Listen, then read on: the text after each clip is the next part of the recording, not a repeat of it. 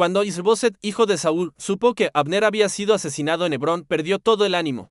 Y todo Israel quedó consternado. El hijo de Saúl tenía 2 hombres que comandaban las tropas, uno se llamaba Baana y el otro Recab. Eran hijos de Rimón, de Beerot, de la tribu de Benjamín. Los habitantes de Beerot habían sido asignados a la tribu de Benjamín, pero huyeron a Gittaim y hasta el día de hoy viven allí como extranjeros.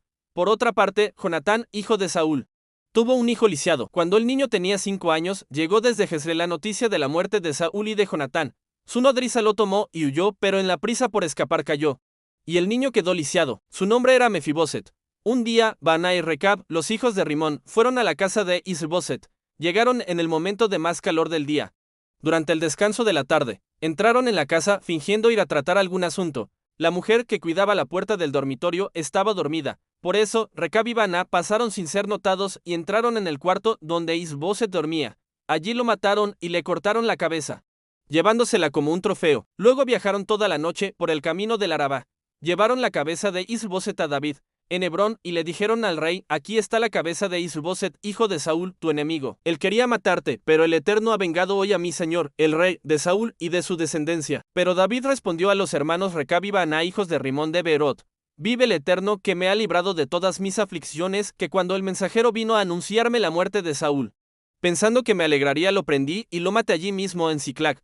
Esa fue la recompensa que recibió por su supuesta buena noticia. Y ahora vienen ustedes, hombres perversos, diciendo que mataron a sangre fría a un hombre inocente mientras dormía en su propia cama. ¿Acaso creen que no exigiré su sangre y que no los eliminaré? Dicho esto, David dio órdenes a sus soldados. Ellos mataron a los 2 hombres. Les cortaron las manos y los pies y colgaron sus cuerpos junto al estanque de Hebrón. Pero la cabeza de Is-Boset la llevaron y la enterraron en la tumba de Abner, en Hebrón. No pasó mucho tiempo antes de que todas las tribus de Israel fueran a Hebrón para hablar con David y decirle: míranos, somos de tu misma sangre y de tu misma carne. En el pasado, cuando Saúl era nuestro rey, eras tú quien salía a la guerra al frente de Israel. Y además, el Eterno ya te había dicho: tú pastorearás a mi pueblo Israel y serás el príncipe sobre mi pueblo. Así que todos los líderes de Israel se reunieron con el rey David en Hebrón. Y allí David hizo un pacto con ellos en la presencia del Eterno. Ese mismo día ungieron a David como rey sobre todo Israel. David tenía 30 años cuando comenzó a reinar. Y reinó durante 40 años. En Hebrón reinó sobre Judá 7 años y medio. Y en Jerusalén reinó sobre todo Israel y Judá 33 años. David y sus hombres marcharon contra Jerusalén para atacar a los jebuseos que habitaban allí. Ellos se burlaron diciendo: ni lo intenten. Hasta los ciegos y los cojos pueden impedirles la entrada. Jamás entrarán aquí. Estaban convencidos de que David no podría conquistar la ciudad. Pero David tomó la fortaleza de Sión, que desde entonces se llamó la ciudad de David. Aquel día David dijo: para derrotar a los jebuseos, entren por el canal de agua y acaben con esos ciegos y cojos que David desprecia. Por eso surgió el dicho: ningún ciego ni cojo entrará en el palacio. David se estableció en la fortaleza y la llamó ciudad de David. Amplió la ciudad desde el perímetro hacia el interior. Y David se hacía cada vez más fuerte, porque el Señor de los ejércitos celestiales estaba con él. Fue entonces cuando Hiram, rey de Tiro, envió mensajeros a David junto con madera de cedro, carpinteros y albañiles para construirle un palacio. David comprendió que el Eterno estaba confirmando su reinado sobre Israel y fortaleciendo su reino por amor a su pueblo. Después de dejar Hebrón, David tomó más concubinas y esposas en Jerusalén.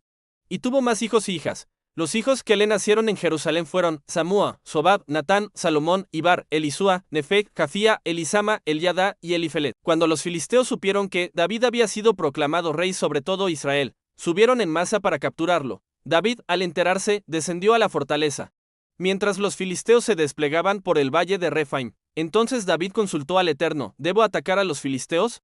¿Me los entregarás en mis manos? El Eterno respondió: ve, cuenta conmigo. Yo te daré la victoria. David fue a Baal-Perasim y allí los derrotó. Después de la victoria, declaró: el Eterno irrumpió contra mis enemigos como una violenta corriente de agua. Por eso llamó a aquel lugar Baal-Perasim, que significa el Señor que irrumpe.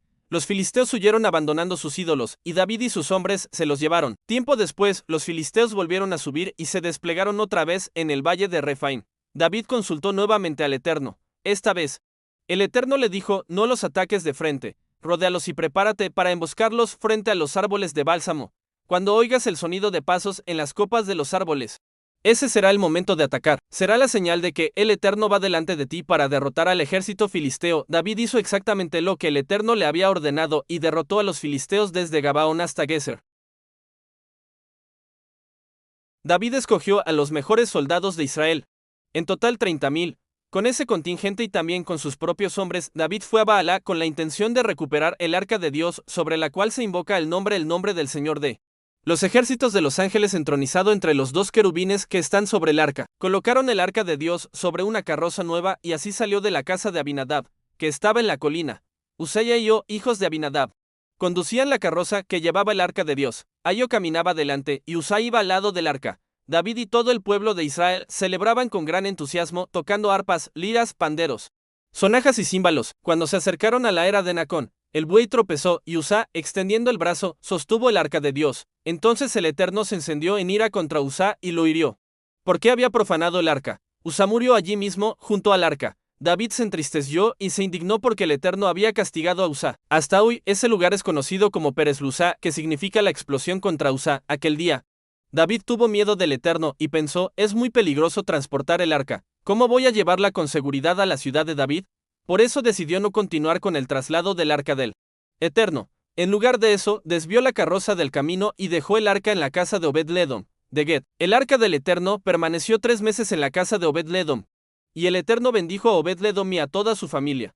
Luego informaron a David que el Eterno estaba bendiciendo a Obed-Ledom y a toda su familia a causa del arca de Dios. Entonces David pensó, voy a traer esa bendición para mí, y mandó llevar el arca de Dios desde la casa de Obed-Ledom a la ciudad de David, con gran celebración, sacrificando un novillo engordado cada 6 pasos. David vestía una túnica sacerdotal de lina y danzaba con todas sus fuerzas delante del Eterno. Todo el pueblo lo acompañaba mientras él guiaba el arca del Eterno con gritos de alegría y al sonido de trompetas.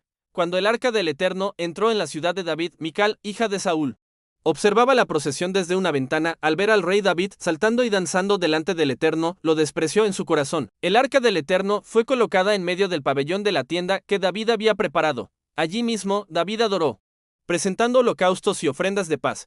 Después de ofrecerlas, David bendijo al pueblo en el nombre del Señor de los ejércitos de los ángeles y entregó a cada hombre y a cada mujer un pedazo de pan, una torta de dátiles y una torta de pasas. Luego, todos regresaron a sus casas. David volvió a su casa para bendecir a su familia, pero Mical, hija de Saúl, salió a su encuentro y dijo, ¿qué honorable se mostró el rey de Israel exhibiéndose delante y de las criadas de sus siervos como un bailarín callejero? David respondió a Mical, delante del Eterno yo danzo todo lo que quiera. Él me eligió a mí en lugar de tu padre y de toda su familia, y me puso como príncipe sobre el pueblo del Eterno, sobre todo Israel. Sin duda danzaré para la gloria del Eterno y me humillaré aún más. Me agrada ser visto entre la gente sencilla, porque incluso esas criadas por las que te preocupas me honrarán. Mical, hija de Saúl, nunca tuvo hijos.